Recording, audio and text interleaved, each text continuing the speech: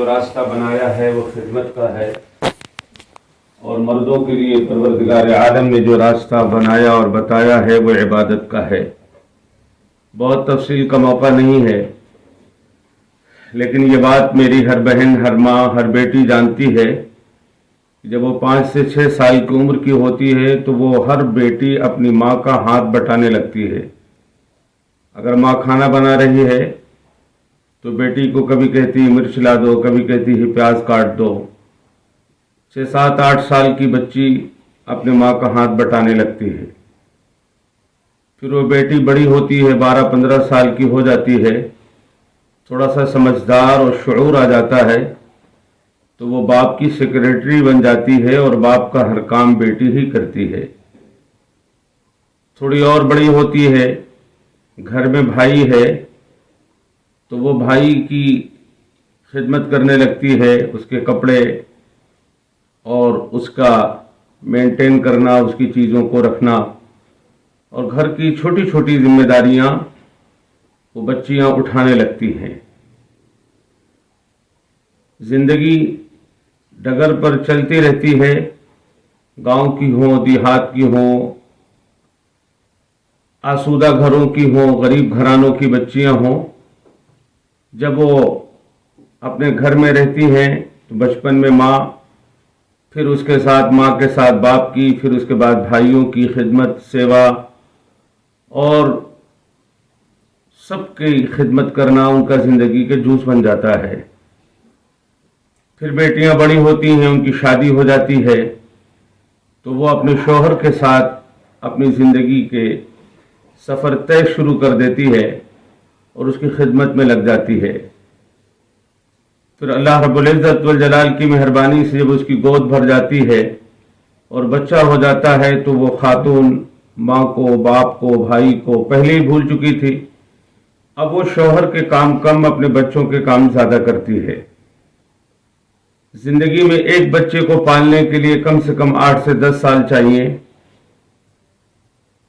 9 سال ماں کا پیٹ میں رکھنا، 2 سال تک دودھ پلانا، 5 سال تک پیشاب پاخانے صاف کرنا، 6 7 8 سال تک ایک بچے میں ایک ماں اپنا وقت دیتی ہے۔ زندگی اسی میں گزرتے گزرتے 40 50 کے قریب پہنچ جاتی ہے۔ نتیجہ یہ ہوتا ہے کہ خدمت کرنے کی وجہ سے سب سے بڑی کمزوری یہ ہے کہ اس خدمت کے راستے میں ہماری بہنیں، بیٹیاں، مائیں سب کو یاد رکھتی ہیں، اپنے کو بھول جاتی ہیں۔ ہر عورت جب 40 سال 50 سال کی ہوتی ہے تو مختلف قسم کی بیماریاں، مختلف قسم کی کمزوریاں ان کو لاحق ہو جاتی ہیں، جس میں درد ہونا، تھائرائیڈ ہو جانا، بلڈ پریشر بڑھ جانا، شوگر ہو جانا، مزاج میں چڑچڑاپن ہو جانا، یہ ہر خاتون کی زندگی کا ایک حصہ بن جاتا ہے۔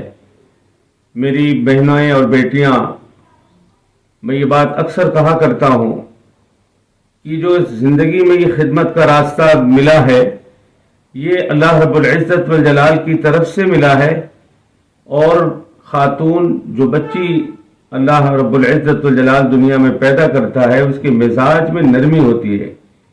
ایک بات اکثر کہی جاتی ہے کہ عورتیں ناقصات العقل ہیں، ان کو عقل کم ہوتی ہے۔ میرا اس سلسلے میں یہ کہنا ہے کہ شریعت کی بات کو صحیح طور پر پیش نہیں کیا گیا۔ شریعت نے یہ نہیں کہا کہ عورتیں عقل کی کمزور ہوتی ہیں، شریعت نے کہا کہ عورتیں ایموشنل ہوتی ہیں، جذباتی ہوتی ہیں۔ اگر ایموشنل طبیعت نہ ہوتی اور جذباتی مزاج نہ ہوتا تو اپنے کو دوسرے کے لیے قربان نہ کرتی۔ تو میں ہر بہن، ہر بیٹی سے یہ بات کہتا ہوں کہ خدمت کو جو راستہ آپ کو ملا ہے، اس راستے میں صرف اتنی نیت آپ کو اور کرنی ہے کہ ہم اس کو اللہ واسطے کرتے ہیں، چاہے وہ ماں کا ہاتھ بٹانا ہو، باپ کی خدمت ہو، بھائی کی ریسپیکٹ ہو، یا شوہر کی خدمت ہو، یا اپنے بچوں کی دیکھ ریکھ ہو۔ اس میں ہمیں یہ نیت کرنا چاہیے کہ ہمیں اس میں اجر اور ثواب ملتا ہے۔ اللہ رب العزت والجلال کی طرف سے نیکیاں ہر وقت اور ہر کام میں ملتی ہیں، شرط یہ ہے کہ نیت کی جائے۔ بیٹیاں اور بہنیں اس سلسلے میں بہت کمزور ہیں کہ وہ نیت میں کمزور ہیں، اگر وہ یہ نیت کر لیں کہ میں خدمت کروں گی، مجھے عبادت کا ثواب ملے گا، مجھے روٹی پکانے پر بھی ثواب ملے گا، گھر کی دیکھ ریکھ کا بھی ثواب ملے گا، اور اللہ رب العزت والجلال نے جو راستہ خواتین کے لیے طے کیا ہے، دنیا کا ہر مرد، دنیا کا ہر انسان جو اس دنیا میں آیا ہے، اس کی کامیابی کے پیچھے کسی نہ کسی مرد عورت کا کردار ہوتا ہے۔ کوئی ایک شخص دنیا میں نہیں ملے گا جس کی کامیابی کے پیچھے کسی نہ کسی عورت کا ہاتھ نہ ہو۔ یہ موضوع بہت لمبا ہے، اس مختصر وقت میں اس پر بات کرنی مشکل ہے، پھر کبھی زندگی میں اس موضوع پر بات کریں گے، لیکن اتنی بات ضرور ہے کہ تاریخ کے کسی دور میں کوئی بھی انسان بڑا بنا ہے تو اس بڑے انسان کے پیچھے کسی نہ کسی عورت کا ہاتھ ضرور ہے، کبھی ماں کی شکل میں، کبھی بیٹی کی شکل میں، کبھی بہن کی شکل میں، اور کبھی بیوی کی شکل میں۔ اللہ رب العزت والجلال نے خواتین کو جو راستہ دیا ہے، ان میں ان کو صرف ایک کام یہ کرنا ہے کہ وہ اپنی نیت کرے کہ مجھے ہر کام پر ثواب ملتا ہے۔ اس کی چھوٹی سی مثال میں دیتا ہوں۔ عام طور سے ہر گھر میں اگر کام کرنے والی خواتین ہوتی بھی ہیں تو گھر کا کام تو کچھ نہ کچھ کرنا پڑتا ہے۔ اگر آدمی بستر جھاڑے اور یہ نیت کر لے کہ بستر جھاڑنا سنت ہے، تو چادر جھاڑنا، بستر جھاڑنا، یہ بھی سنت پر عمل کا ثواب ملتا ہے۔ اگر یہ نیت کر لے کہ ایک گلاس پانی دینا، پانی پلانا یہ سنت ہے، تو جب ایک بیٹی اپنے باپ کو، ایک بہن اپنے بھائی کو، ایک بیوی اپنے شوہر کو پانی ایک گلاس دے تو اس نیت سے کہ پانی پلانا ایک سنت کا عمل ہے، اس پر اس کو ثواب ملے گا۔ رہی بات بچوں کی خدمت، تو اس پر تو اللہ کی طرف سے پہلے سے اجر طے ہے۔ میری بہنوں اور بیٹیوں، دنیا میں انسان کی کامیابی کا تو راز صرف یہ ہے کہ انسان کو اللہ کی بات پر یقین آ جائے اور نبی رحمت صلی اللہ علیہ وسلم کی بات پر عمل آ جائے۔ دنیا میں جینے کے دو طریقے ہمیشہ سے رہے ہیں۔ دنیا میں جینے کا ایک طریقہ ہے کہ انسان اپنے عقل پر بھروسہ کرے، جو آنکھوں سے دکھے اس کو مان لے، جو عقل میں آئے اس کو تسلیم کر لے۔ دنیا میں جینے کا ایک طریقہ یہ بھی ہے، لیکن یاد رکھیے دنیا میں کوئی ایک شخص ایسا نہیں مل سکتا جو اپنی عقل پر بھروسہ کر کے، اپنی نظر پر بھروسہ کر کے چلا ہو اور منزل تک پہنچ گیا ہو۔ دو چار قدم چلنے کو چلنا نہیں کہتے، جو منزل تک نہ پہنچے اسے راستہ نہیں کہتے۔ اور دوسرا راستہ ہے عقل اور شرع کا، جو اللہ رب العزت والجلال نے اپنے بندوں کے لیے طے کر دیا ہے کہ یہ راستہ ہے تمہاری کامیابی کا۔ اللہ رب العزت والجلال نے قرآن مقدس میں فرمایا، ما آتاکم الرسول فخذوہ وما نہاکم عنہ فانتہوا، جو میرے رسول تمہیں دیں اسے لے لو، اور جس سے تم کو روک دیں اسے رک جاؤ۔ یہ بھی اللہ کی ایک حکمت ہے کہ اپنے محبوب رسول حضرت محمد مصطفیٰ صلی اللہ علیہ وسلم کو کئی بیویوں کا حکم اس لیے دیا شادی کرنے کا کہ آدھی آبادی کو دین کیسے پہنچایا جائے۔ آدھی آبادی کو دین پہنچانے کے لیے ایک جماعت کی ضرورت تھی، اس لیے اللہ کے نبی صلی اللہ علیہ وسلم نے متعدد بیواؤں سے شادی کی تاکہ امت تک دین، آدھی آبادی کو دین پہنچانا آسان ہو جائے۔ میں یہ واقعہ اکثر بیان کرتا ہوں خواتین کے مجلس میں کہ قرآن حکیم میں اللہ رب العزت والجلال نے نبیوں کے واقعات بیان کیے ہیں۔ ان میں ایک مشہور نبی ہے سیدنا موسیٰ علیہ السلام۔ جو بہنیں ہماری قرآن شریف پڑھی ہوئی ہیں ان کو پتا ہے کہ قرآن میں 114 سورتیں ہیں، پورے قرآن میں 114 سورتیں ہیں۔ حضرت موسیٰ علیہ السلام کا ذکر پروردگار عالم نے 26 سورتوں میں کیا ہے۔ 114 سورتیں کل ہے قرآن میں، جس میں 26 سورتوں میں حضرت موسیٰ علیہ السلام کا ذکر ہے، اور ان 26 سورتوں میں بھی 107 جگہ 107 جگہ اللہ نے حضرت موسیٰ علیہ السلام کا ذکر کیا ہے۔ اور حضرت موسیٰ کی پوری کہانی کا خلاصہ یہ ہے کہ حضرت موسیٰ علیہ الصلوۃ والسلام کی کہانی میں ایک ہی سبق، سب سے بڑا سبق یہ ہے کہ عقل پر اور نظر پر بھروسہ نہ کرو، بلکہ خبر پر اور شرع پر، یعنی اللہ کی بات پر اور نبی رسول اللہ صلی اللہ علیہ وسلم کی ہدایت پر عمل کرو۔ مثلا حضرت موسیٰ علیہ الصلوۃ والسلام کی والد ماجدہ کو اللہ نے حکم کیا وَأُوحَيْنَا إِلَىٰ أُمِّ مُوسَىٰ أَنْ أَرْضِعِيهِ، اللہ کا حکم آیا حضرت موسیٰ کی والدہ کو کہ فرعون چونکہ بنی اسرائیل کے سب بچوں کو قتل کرنے کا حکم دے چکا ہے، يُقَتِّلُونَ أَبْنَاءَكُمْ وَيَسْتَحْيُونَ نِسَاءَكُمْ، فرعون نے یہ کہا کہ جتنے بچے بنی اسرائیل میں پیدا ہوں سب کو قتل کر دو، سب کو ذبح کر دو۔ حضرت موسیٰ علیہ الصلوۃ والسلام بھی اسی قبیلے میں پیدا ہوئے۔ اللہ نے ان کی والدہ سے کہا کہ ان کو دودھ پلاتی رہو، فَإِذَا خِفْتِ عَلَيْهِ فَأَلْقِيهِ فِي الْيَمِّ، جب تمہیں ڈر لگے، خطرہ لگے کہ فرعون کی فورس آئے گی اور اس کو قتل کر دے گی، فَأَلْقِيهِ فِي الْيَمِّ، تو اس کو دریائے نیل میں لے جا کے پھینک دینا۔ ایک عورت ظاہر ہے کیسے اپنے بچے کو صندوق بنایا ہوگا، لکڑی کا کچھ پٹرا وٹرا بنایا، اس کو لکڑی کے تختے جوڑ کر کے اس میں رکھ کر کے انہوں نے دریائے نیل میں پھینک دیا۔ قرآن یہ واقعہ بیان کر رہا ہے۔ میں اپنی ماؤں سے ہمیشہ یہ بات کہتا ہوں کہ ماں تو چھوڑ دیجئے، کوئی خاتون خاص طور سے، چونکہ اللہ نے اپنے نبی سے یہ بتایا ہے کہ عورتیں ایموشنل ہوتی ہیں، جذباتی ہوتی ہیں، رحم دل ہوتی ہیں، ان کے دل میں نرمی ہوتی ہے۔ کوئی بچہ کسی اور کی گود میں رو رہا ہو تو خاتون پہلے پوچھتی ہے کیوں رو رہا ہے۔ عورتوں کو بچوں سے ایک ایسا لگاؤ اور پیار ہوتا ہے جو مردوں کو نہیں ہوتا۔ حضرت موسیٰ علیہ الصلوۃ والسلام کی والد ماجدہ اللہ کے کہنے پر ان کو دریائے نیل میں پھینک دیتی ہیں۔ دل پہ ہاتھ رکھ کر کے سوچو، کوئی آسان کام ہے؟ اپنے ہاتھوں سے وہ بھی دریائے نیل میں پھینکنا، اتنا بڑا دریا جس میں ہاتھی بھی چلا جائے تو شاید نہ ملے، دریائے نیل میں اللہ نے فرمایا، انہوں نے پھینک دیا، لے جا کے ڈال دیا۔ اللہ کی شان دیکھیں، اللہ نے فرمایا اِنَّا رَادُّوهُ إِلَيْكَ، موسیٰ کی ماں میرا وعدہ ہے کہ تم دریا میں پھینکو، میں یہ بچہ تمہاری گود میں واپس کر دوں گا۔ اب دیکھیں دو راستے تھے، ایک راستہ عقل کا تھا، سمجھ کا تھا، نظر کا تھا۔ نظر کا راستہ یہ تھا، آنکھوں سے جو دیکھتی تھی کہ جو بھی دریا میں جاتا ہے واپس نہیں آتا، دودھ پیتا بچہ ٹھہر نہیں سکتا، بول نہیں سکتا، کسی کو فریاد نہیں کر سکتا، کسی کو آواز نہیں دے سکتا، اپنی بات بتا نہیں سکتا۔ اور عقل بھی یہ کہتی ہے کہ اپنے ہاتھ سے کم از کم قتل کی ذمہ داری تو نہ لو۔ ایک ماں کو یہ کہا جا رہا ہے کہ اپنے ہاتھ سے دریا میں پھینکو۔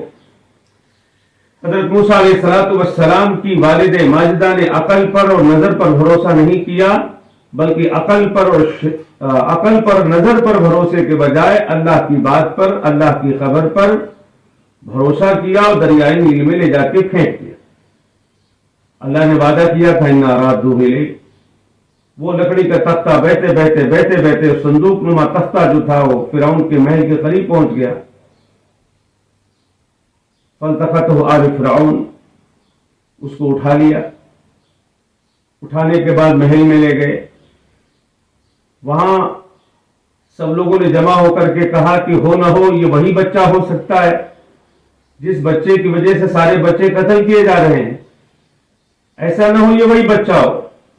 اتنے میں فرعون کی اہلیہ آسیہ آ گئی اور انہوں نے کہا لا تقتلو، اس کو قتل نہیں کر سکتے ہو، عسیٰ ان ينفعنا أو نتخذه ولدا۔ یہ دیکھو اللہ کا نظام ہے، فرعون کو کوئی طاقت نہیں تھی جو اس بچے کو قتل سے روک دیتی۔ اللہ نے یہ وعدہ کیا تھا موسیٰ کی ماں سے کہ یہ بچہ تمہاری گود میں واپس کرنا میری ذمہ داری ہے، تم دریا میں پھینکو۔ اللہ کی شان دیکھیں کہ محل میں پہنچ گئے اور محل میں قتل کی پلاننگ بھی ہونے لگی، اس بچے کو ذبح کر دو۔ حضرت آسیہ آتی ہے، قرآن کہتا ہے لا تقتلو انہوں نے کہا کہ نہ اس کو قتل نہیں کر سکتے ہو، اس لیے کہ اس سے ہم کو نفع ہوگا یا ہم اس کو منہ بولا بیٹا بنا لیں گے۔ اس بچے کو جس کو قتل کرنے کے لیے ہزاروں بچے قتل کر دیے گئے اور آئندہ بھی ہزاروں کا قتل ہوگا، اس بچے کو خدا کو بچانا تھا تو اللہ نے ماں سے کہا دریا میں پھینکو، اور پھر محل میں پہنچایا۔ پھر فرعون کی بیوی کو اللہ نے اس بات پر آمادہ کیا کہ ان کی منہ سے نکلا کہ یہ میرا منہ بولا بیٹا ہوگا۔ نتیجہ کیا ہوا کہ جب یہ منہ سے ان کے نکلا کہ منہ بولا بیٹا ہو سکتا ہے تو ساری عورتیں آ گئی کہ دودھ پلانے کے لیے، اس لیے کہ بچہ تھا، دودھ پیتا بچہ تھا، کھاتا تو تھا نہیں کچھ۔ رونا شروع کیا انہوں نے، روتے روتے سارے محل کو سر پہ لے لیا۔ وحرمنا علیہ المراضع، قرآن میں اللہ نے فرمایا کہ عورتوں کی لائن لگ گئی۔ ہر عورت یہ چاہتی تھی کہ میرا دودھ پی لے تاکہ ہم کو بادشاہ کے یہاں سے انعام ملنے لگے اور بادشاہ کے یہاں میں رسپیکٹ مل جائے۔ لیکن اللہ فرماتا ہے کہ میں نے ساری دودھ کی چھاتیوں پر پابندی لگا دی تھی، کسی چھاتی کو حضرت موسیٰ نے منہ نہیں لگایا۔ بعد میں ان کی بہن بھی اس مجمع میں پہنچ گئی تھی، انہوں نے کہا هل ادلکم علی اہل یکفلونہ لہ وہم لہ ناصحون، کہ میں ایک ایسے گھر کا پتہ بتاتی ہوں جو اس بچے کی کفالت بھی کریں گے اور اس بچے کے ساتھ خیرخواہی بھی کریں گے۔ کسی نے پکڑ لیا، کہنے لگے کہ تو اس کا مطلب تجھے معلوم ہے کہ کس کا بچہ ہے؟ حضرت موسیٰ کی بہن تھی، چڑھ گئی، کہنے لگی کہ کیوں، میں تمہیں اگر پتہ بتاتی ہوں کوئی غلط کر رہی ہوں؟ انہوں نے کہا کہ تم یہ کہہ رہی ہو وہم لہ ناصحون کہ اس کے ساتھ خیرخواہی کریں گے۔ تو حضرت موسیٰ کی بہن نے یہ کہا کہ کیا تم بادشاہ کے خیرخواہ نہیں ہو؟ کون ہے جو بادشاہ کا خیرخواہ نہیں ہے؟ خیر بات ٹلی۔ آپ دیکھیں کہ بار بار حضرت موسیٰ کے قتل کی پلاننگ فرعون نے بنائی تو سارے بچوں کو قتل کرا دیا، محل میں لے جائے گئے تو شور اٹھا کے ہو سکتا ہے یہی بچہ ہو۔ تو حضرت موسیٰ علیہ السلام کی جان بچانے کے لیے اللہ نے حضرت موسیٰ پر احسان فرمایا اور فرعون کی بیوی کو آمادہ کیا۔ انہوں نے یہ کہا کہ لا تقتلوا، قتل نہیں کر سکتے، میں اس کو بیٹا بناؤں گی۔ جب بہن نے یہ کہا کہ میں اسے گھر کا پتہ بتاؤں تو کہنے لگے کہ صاحب تم اس کا مطلب جانتی ہو اور یہ کہہ رہی ہو کہ خیر خواہی کریں گے، تو انہوں نے کہا کہ تم خیر خواہی نہ کرو گے۔ قصہ مختصر یہ ہے، حضرت موسیٰ کی والدہ آئیں اور انہوں نے جب دودھ پلانا شروع کیا تو انہوں نے دودھ پی لیا۔ اس واقعے میں اللہ رب العزت و جلال نے قرآن کے 20ویں پارے میں پوری کہانی بتانے کے بعد اللہ ارشاد فرماتا ہے وَلِتَعْلَمَ أَنَّ وَعْدَ اللَّهِ حَقٌّ۔ اللہ تو قادر تھا، اس سے پہلے قارون کو اللہ کی شان دیکھیں کہ قارون کو اللہ نے زمین میں دھنسا دیا، اس کے محل سمیت۔ اللہ فرعون کو بھی دھنسا دیتا، لیکن اللہ رب العزت و جلال نے فرمایا یہ بتانا تھا کہ اللہ اپنے وعدے کا سچا ہے، اللہ اپنے وعدے کا سچا ہے۔ حضرت موسیٰ کو بچانے کے اور بھی طریقہ ہو سکتا تھا، لیکن دریا میں ڈلوا کر کے، محل میں پہنچا کر کے، موسیٰ علیہ السلام کو فرعون کے سامنے لے جا کر کے اور پھر اس کی بیوی ہی سے ان کی جان بچوائی۔ اور اللہ رب العزت و جلال کی شان یہ ہے کہ بچہ گود میں واپس آیا۔ جب عورتیں دودھ پلانے کے لیے وہاں پہنچی تو اس میں حضرت موسیٰ کی والدہ نہیں تھی، حالانکہ وہ بھی چلی جاتی دودھ پلانے کے لیے۔ وہ اس لیے نہیں گئی کہ ان کو یقین تھا کہ اللہ نے مجھ سے وعدہ کیا ہے میرا بچہ میری گود میں واپس آئے گا، میں نہیں جاؤں گی۔ جب بلائی گئی، باقاعدہ ہر کارا بلانے کے لیے آیا اور بہن آئی حضرت موسیٰ کی، تب ان کی والدہ ماجدہ گئی۔ میری بہنوں، اللہ کی بات پر جو یقین کرے گا وہ منزل تک پہنچ جائے گا، اور جو عقل پر چلے گا وہ بھٹک جائے گا۔ حضرت موسیٰ علیہ السلام جب حضرت موسیٰ اپنی قوم کو لے کر کے بنی اسرائیل کو 40,000 کی جماعت کو لے کر کے چلے، اور بعض روایتوں میں 6 لاکھ لکھا ہے، بعض میں 40,000، اللہ جانے کتنی تعداد تھی بنی اسرائیل کی، جو بھی ان کی تعداد تھی۔ جب اسی دریائے نیل کو پار کرنا ہوا، اسی دریائے نیل کو حضرت موسیٰ کو نبوت مل گئی، بڑے ہو گئے، پھر اللہ رب العزت و جلال نے حکم دیا کہ اپنی قوم کو لے کر کے یہاں سے نکل جاؤ. تو آگے جب پہنچے تو دریا بڑھا ہوا تھا, دریا کا پانی روانی پہ تھا. اب دیکھیں سامنے دریا ہے, پیچھے فرعون نے پیچھا کر رکھا ہے پورے لاؤ لشکر کے ساتھ. تو قوم نے یہ کہا کہ موسیٰ تم نے تو آج ہمیں کٹوا ہی دیا. حضرت موسیٰ علیہ السلام نے فرمایا عسیٰ ربی ان یہدینی, اللہ مجھے راستہ دے گا, گھبراؤ نہیں. اب سامنے دریا ہے, پیچھے فرعون کی فورس ہے, پوری قوم, عورت, مرد, بچے, پوری برادری, پوری قوم کے ساتھ ہیں. قوم گھبرا گئی. قوم نے کہا کہ تم نے تو لا کر کے کٹوا ہی دیا, اس سے اچھا یہ تھا کہ ہم وہیں ٹھیک تھے. خاص طور سے خواتین نے شور کرنا شروع کیا. حضرت موسیٰ علیہ السلام کو اللہ نے حکم دیا انضرب بعصاک البحر, موسیٰ جو تمہارے ہاتھ میں لاٹھی ہے اس لاٹھی سے سمندر پہ مارو. میری بہنوں, آپ سوچو کہ سمندر پر لاٹھی مارنے سے کہیں پل بنتا ہے؟ سمندر پر لاٹھی مارنے سے کہیں راستہ بنتا ہے؟ اللہ کو یہ بتانا ہے, اللہ کو یہ بتانا تھا کہ تم ہماری بات مانتے رہو, ہم نے تمہاری حفاظت دریائے نیل سے کی ہے. آج وہی دریا تمہارے سامنے پھرے تو تم اس پر لاٹھی مارو. حضرت موسیٰ نے لاٹھی ماری. اللہ کی شان دیکھیں, فَانْفَلَقَ كُلُّ فِرْقٍ كَالطَّوْدِ الْعَظِيمِ, قرآن نے کہا پانی بالکل ایسے کھڑا ہو گیا جیسے پہاڑ, راستے بن گئے اور بالکل راستہ خشک ہو گیا. دونوں طرف کا پانی کھڑا ہو گیا پہاڑ کی طرح, ٹیلا بن گیا, پانی کا ٹیلا بن گیا. حضرت موسیٰ نکل گئے. اب فرعون نے, حضرت موسیٰ نے دریا پار کیا اللہ کی خبر کی وجہ سے کہ موسیٰ تم دریا میں پار ہو جاؤ.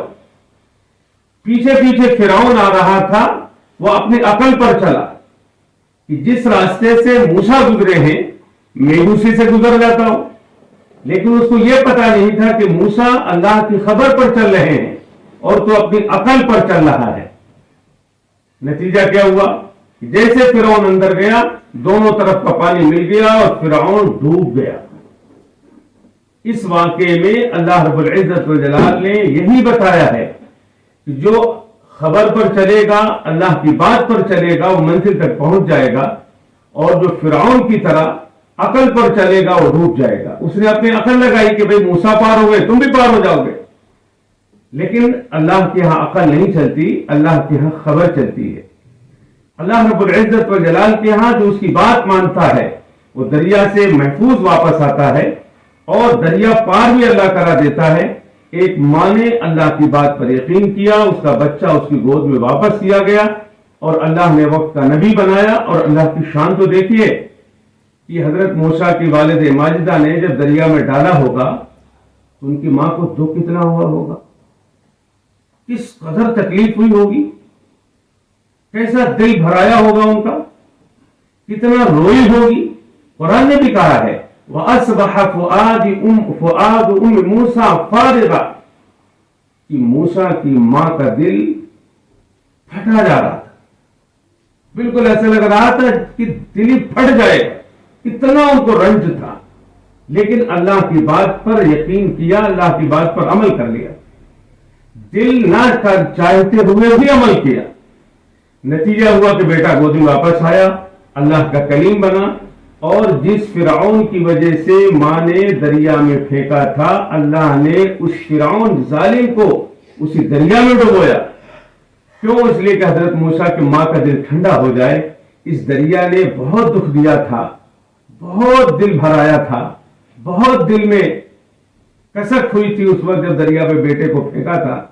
آج فرعون جب اس میں ڈوبے تو تاکہ ماں کا دل خوش ہو جائے کہ دیکھو اسی دریا میں میں نے اپنے بیٹے کو ڈالا تھا, آج میرے غم کا سبب تھا, آج یہی دریا میری خوشی کا سبب بن گیا. اللہ کو قدرت ہے, جو چیز غم کا سبب ہے وہی اللہ خوشی کا سبب بنا دے. آج دنیا میں خاص طور سے ہماری پہلے پڑھی لکھی بچیاں, ایک بڑی تعداد ہے دنیا میں جو اپنی عقل پر نظر پر چل کر کے راستے سے بھٹکتی جا رہی ہیں.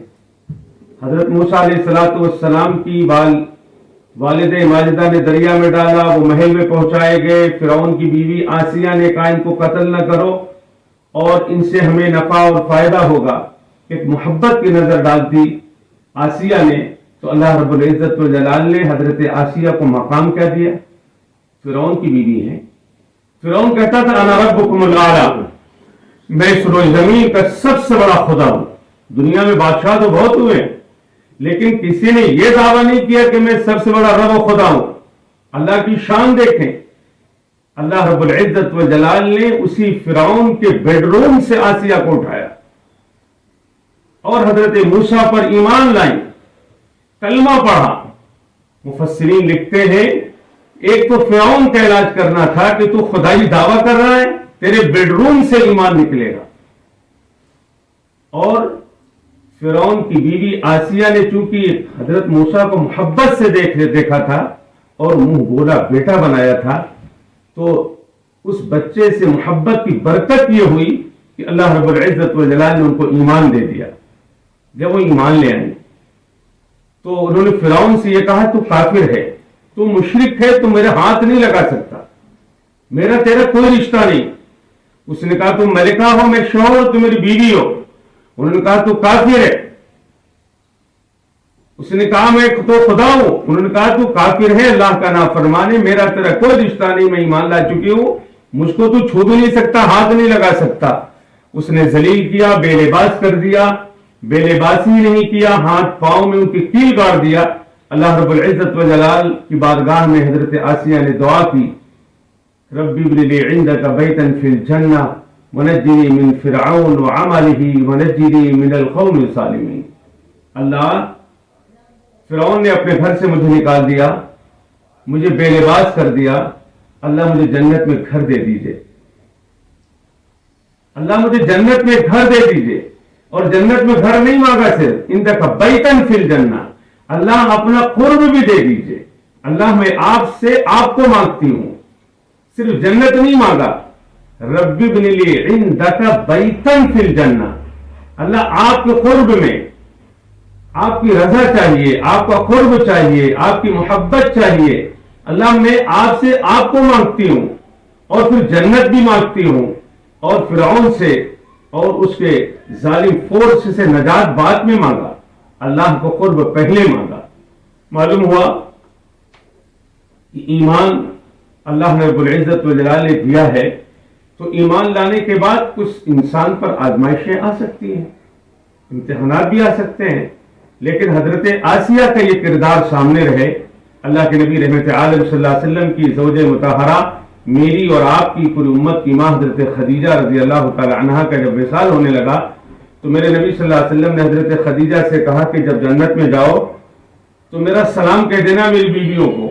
انہوں نے کہا کہ وہاں آپ کی بیویاں کہاں پہنچ گئی، میں تو سب سے پہلی بیوی آپ کی ہوں۔ آپ نے فرمایا کہ جنت میں میرے پہلے سے دو بیویاں ہیں، ایک حضرت عیسیٰ کی والدہ حضرت مریم اور دوسرے فرعون کے اہلیہ حضرت آسیہ میری بیوی ہیں۔ جنت میں اللہ رب العزت والجلال ان کو میری زوجیت میں رکھے گا، وہ میری ازواج مطہرات میں شامل ہوں گی۔ آپ اندازہ کرو کہاں فرعون جیسا کافر اور مشرک اور ظالم، اور کہاں رحمت دو عالم سید الاولین سیدنا محمد رسول اللہ صلی اللہ علیہ وسلم کی ذات گرامی۔ حضرت آسیہ کو یہ چیز کیوں ملی؟ اللہ کی بات ماننے کی وجہ سے، اللہ کا قرب انہوں نے مانگا تھا، اللہ رب العزت والجلال سے اللہ کو مانگا اور اللہ کو قرب مانگا، اور ایک نبی پر ایمان لے آئی حضرت موسیٰ پر، اور حضرت موسیٰ پر ایمان لانے کے بعد آزمائشوں میں بھی پڑی۔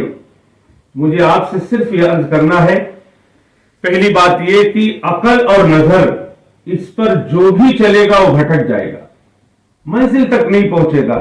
میں آپ کو اپنا درد نہیں بتا سکتا، اپنی درد بھری کہانیاں آپ کو نہیں سنا سکتا۔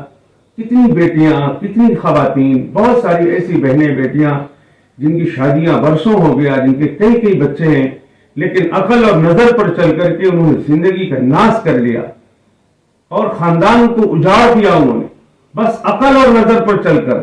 وہ عقل اور نظر کی بات کرتی ہیں، جو شرع پر اللہ کی بات پر یقین کرے گا اور یہ یقین رکھے گا کہ اللہ نے ہمیں راستہ خدمت کا دیا ہے، خدمت کے راستے سے ہمیں جنت میں جانا ہے، تو پہلی بات تو یہ ذہن میں رہے کہ اللہ نے خدمت کا راستہ دیا ہے، تو ہر چیز میں آپ کو نیت کرنا ہے.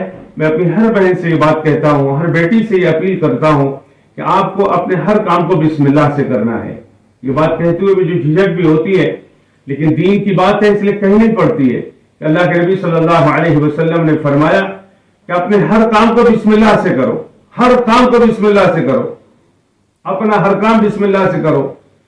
حتیٰ کہ کپڑے چینج کرنے ہو تبھی بسم اللہ پڑھو, ٹوائلٹ باتھ روم میں جانا ہے تبھی بسم اللہ پڑھو, کھانا کھانا ہے تبھی بسم اللہ پڑھو, باہر آؤ تبھی بسم اللہ کرو.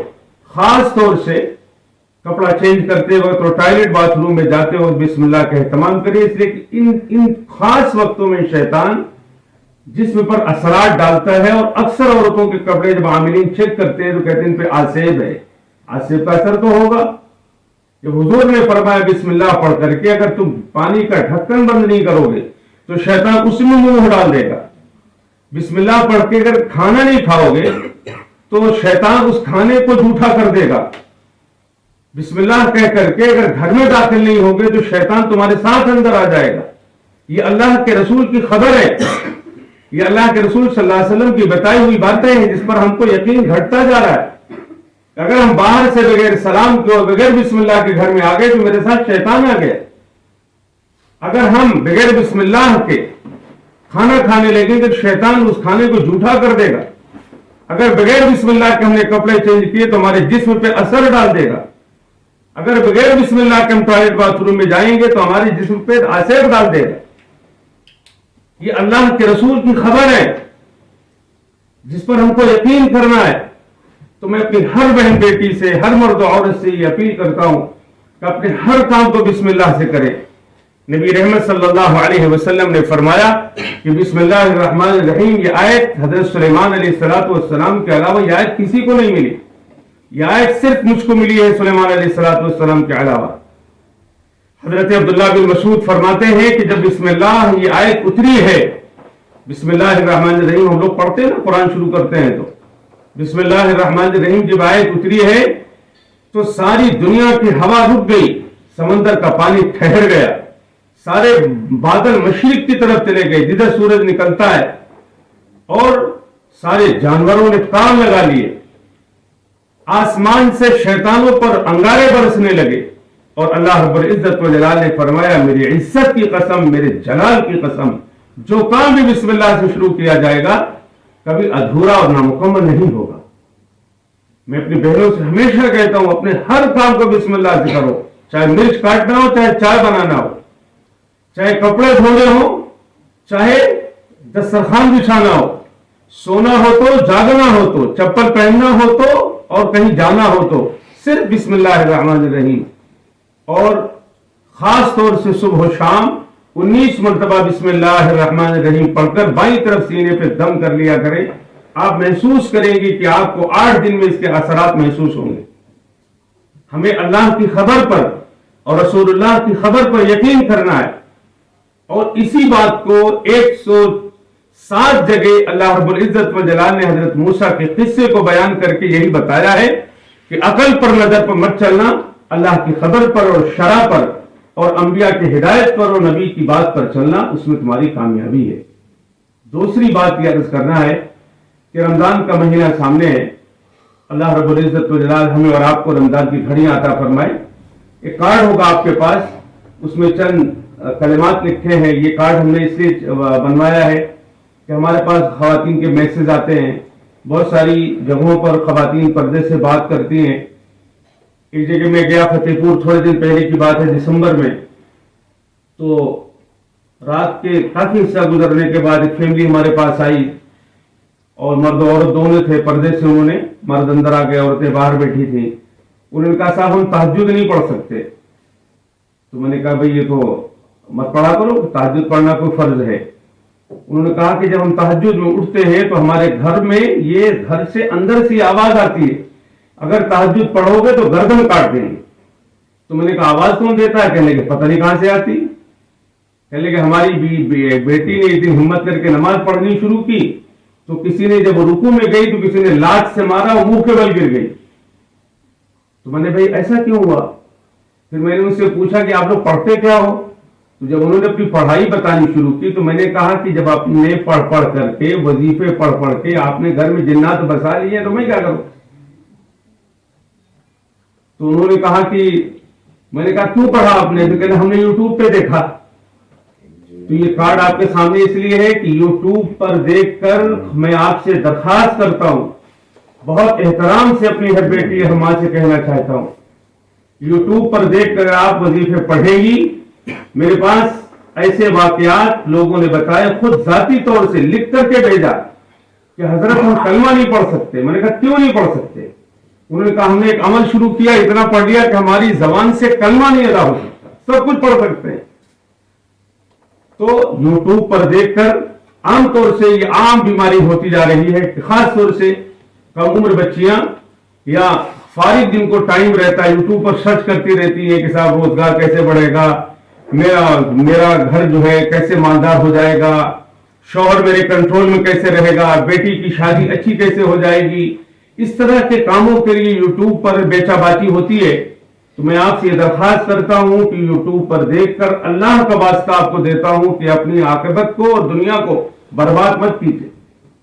آپ کو جو پڑھنا ہو، اللہ کے نبی صلی اللہ علیہ وسلم کی سنتیں کتاب ملتی ہے، معتبر علماء کی کتاب آپ پڑھ لیں، ورنہ یہ آپ کے سامنے کارڈ ہے. میں اپنی ہر بہن سے کہتا ہوں اپنی زندگی میں ایک کام ضرور کر لو، کچھ کرو مت کرو، لیکن 70,000 بار کلمہ اپنے لیے زندگی میں ضرور پڑھ لو. فضائل ذکر میں شیخ الحدیث مولانا زکریا صاحب نے ایک روایت کا ذکر کیا ہے کہ جو آدمی اپنے لیے 70,000 بار کلمہ پڑھ لے گا، لا الہ الا اللہ محمد الرسول اللہ صلی اللہ علیہ وسلم، اور اس کے پڑھنے کا طریقہ یہ ہے کہ آپ ایک بار پڑھیں گے لا الہ الا اللہ محمد الرسول اللہ صلی اللہ علیہ وسلم، پھر 8-10 بار لا الہ الا اللہ لا الہ الا اللہ لا الہ الا اللہ، پھر 10-12 بار کے بعد محمد رسول اللہ صلی اللہ علیہ وسلم، پھر لا الہ الا اللہ لا الہ الا اللہ. اس طرح سے اگر آپ روزانہ 500 پڑھیں تو یہ 140 دن میں 70,000 بار ہو جائے گا. ایک کیلنڈر پہ آپ لکھ دیں اور 70,000 بار پہلے اپنے لیے پڑھ لیں، پھر 70,000 بار اپنے ماں کو پڑھ کے بخش دیں. تو اس کا، اور رمضان کے مہینے میں خاص طور سے اللہ کے نبی صلی اللہ علیہ وسلم نے فرمایا ہے کہ جب تمہیں رمضان ملے تو تم کلمے کی کثرت کرنا. دوسری بات حضور نے فرمائی کہ جب رمضان ملے تو استغفار کی کثرت کرنا. نمبر 2 پہ کارڈ میں استغفر اللہ ربی من کل ذنب و اتوب الیہ لکھا ہے، یہ استغفار بڑا ہے. اس کے نیچے چھوٹا استغفار لکھا ہے استغفر اللہ ربی، اور اسی کے ساتھ ساتھ درود شریف کے بارے میں اللہ کے نبی صلی اللہ علیہ وسلم نے فرمایا، اور یہ بات میرا آپ کا ایمان ہے اس بات پر کہ دنیا کا ہر عمل قبول ہوگا کہ نہیں معلوم نہیں ہے، لیکن درود شریف ایک عمل ایسا ہے جو اللہ کے ہاں پہلے سے قبول ہے. اس لیے کہ درود کے معنی ہے کہ ہم اللہ کے نبی صلی اللہ علیہ وسلم کے درجے بلند کرنے کے لیے اور آپ پر اللہ کا لاڈ پیار بڑھ جائے، اس کے لیے ہم دعا کرتے ہیں. درود شریف کا خلاصہ یہی ہے. تو بڑا درود پڑھ لیں، چھوٹا درود پڑھ لیں. اس کے بعد 5ویں نمبر پر ہے یا سلام یا مومن. بہت سی ہماری بیٹیاں بہنیں ڈپریشن میں، بیماری میں، طرح طرح کی الجھن میں رہتی ہیں. یا سلام یا مومن، اس وظیفے کو 100 بار پڑھ لیا کریں. اور آخر میں ہے یا رحمان یا رحیم یا ہادی یا اللہ، یا رحمان یا رحیم یا ہادی یا اللہ. یہ عمل ایسا ہے، میں اپنی ہر ماں سے کہتا ہوں کہ اگر آپ کے گھروں میں جوان بچیاں ہوں یا بیٹیاں ہوں یا نہ عمر ہو تو اس وظیفے کو ان کو ضرور پڑھایا کرے، یا رحمان یا رحیم یا ہادی یا اللہ. اور بہت ساری ایسی ہماری کمیاں کوتاہیاں ایسی ہوتی ہیں جو ہم چاہتے ہیں چھوٹ جائے. مثلا موبائل سے زندگی چھوڑانا چاہتے ہیں یا اور کوئی ہماری زندگی میں کمی کوتاہی ہم چاہتے ہیں کہ ختم ہو جائے، تو یہ وظیفہ ان کے لیے بہت مفید ہے. لیکن اس کو 100 بار پڑھیں، کلمہ لا الہ الا اللہ، درود شریف اور استغفار.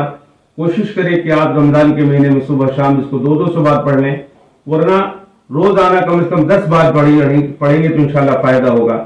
دوسری طرف ایک دعا لکھی ہے، ایک بار اس کو پڑھنا ہے. اللہم رب السماوات السبع ورب العرش العظیم اللہم اکفنی کل مہم من حیث شئت ومن حیث شئت. اس کو 10 حسبی اللہ کہتے ہیں. 10 حسبی اللہ کا مطلب ہے کہ اللہ تو میرے دین کے لیے کافی ہے. حسبی اللہ لما اہمنی، اللہ جو مجھے غم ہے اس کے لیے کافی ہے. حسبی اللہ لمن بغى علیہ، اللہ جو ستائے اس کے لیے کافی ہے. حسبی اللہ لمن حسدنی، جو حسد کرے اس کے لیے کافی ہے. حسبی اللہ لمن کادنی بسوء، اللہ جو برا میرا چاہے اس کے لیے کافی ہے. حسبی اللہ عند الموت، اللہ موت کے وقت تو ہی میرے لیے کافی ہے. حسبی اللہ عند المسألة فی القبر، اللہ قبر میں جب ہم سے سوال ہوگا تب تو ہی کافی ہے. حسبی اللہ عند المیزان، جب میرے عمل تولے جائیں گے تو اللہ تو ہی میرے لیے کافی ہے۔ حسبی اللہ عند الصراط، اللہ جب پلصراط پر گزر ہوگا تب میرے لیے تو کافی ہے۔ حسبی اللہ، اللہ تو مجھ کو کافی ہے، میرا تجھ پر بھروسہ ہے، تو ہے عرش عظیم کا مالک ہے۔ یہ آخری والی دعا 7 بار پڑھنی ہے، اور یہ ہماری طرف سے کوئی دعا نہیں ہے، یہ حدیث میں اللہ کے نبی صلی اللہ علیہ وسلم سے ثابت ہے۔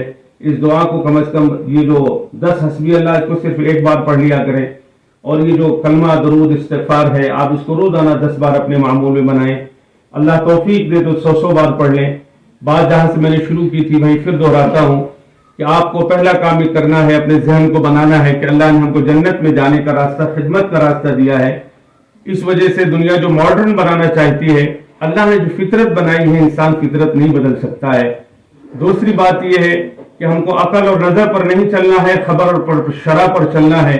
تیسری بات ہم نے آپ کو یہ بتائی کہ آپ کو اپنے لیے 70,000 بار کلمہ پڑھنا ہے، اور چوتھی بات ہم نے آپ کو بتائی کہ 10 حسبی اللہ آپ کو روزانہ پڑھنے کی اللہ توفیق عطا فرمائے۔ اور سب سے اہم بات آج سے مجھے کہنی ہے کہ بغیر پوچھے، بغیر کسی کے اجازت کے وظیفے پڑھنا نہ شروع کریں، ورنہ بھٹک جائیں گی، نقصان بہت ہو جائے گا، اور پھر اس نقصان کی تلافی نہیں ہو سکتی ہے۔ اللہ اپنی محبت عطا فرمائے، اپنی رضا عطا فرمائے۔ میں توبے کے کلمات پڑھتا ہوں، میرے ساتھ توبے کے کلمات پڑھیں۔ بسم اللہ الرحمن الرحیم۔ لا الہ الا اللہ محمد رسول اللہ، آمنت باللہ وملائکتہ وکتبہ ورسلہ والیوم الآخر والقدر خیرہ وشرہ من اللہ تعالی والبعث بعد الموت، آمنت باللہ کما ہوا باسمائہ وصفاتہ وقبلت جمیع احکامہ، اشہد ان لا الہ الا اللہ واشہد ان محمدا عبدہ ورسولہ، استغفر اللہ ربی من کل ذنب واتوب الیہ۔ توبہ کیا ہم نے سب گناہوں سے، جو جان کر کیے، جو انجانے میں کیے، جو یاد ہیں، جو بھول گئے۔ اللہ ہماری توبہ قبول فرما۔ تھوڑی دیر کے لیے آنکھ بند کر کے، بہت بار ایسا ہوتا ہے کہ ہمارے دل میں گھبراہٹ ہوتی ہے، ڈپریشن ہوتا ہے، صبح و شام کوشش کریں کہ آنکھ بند کر کے، سر جھکا کر کے تھوڑی دیر اللہ کی یاد میں بیٹھا کریں۔ اس کو ہمارے یہاں ذکر و سلوک کی زبان میں مراقبہ کہا جاتا ہے، یعنی ہم سب کے انتظار میں تو بیٹھتے ہیں، اللہ کی رحمت کے انتظار میں تھوڑی دیر بیٹھا کریں، آنکھ بند کر کے، سر جھکا کر کے، بائیں طرف جہاں دل ہے اس پر توجہ ڈال کر کے یہ تصور کیا کریں کہ ہم خانہ کعبہ کے سامنے بیٹھے ہیں، خانہ کعبہ ہمارے سامنے ہے، اللہ کی رحمت خانہ کعبہ پہ برس رہی ہے، اور اس کی چھینٹیں ہمارے دل پہ پڑ رہی ہیں، ہمارے دل کی ظلم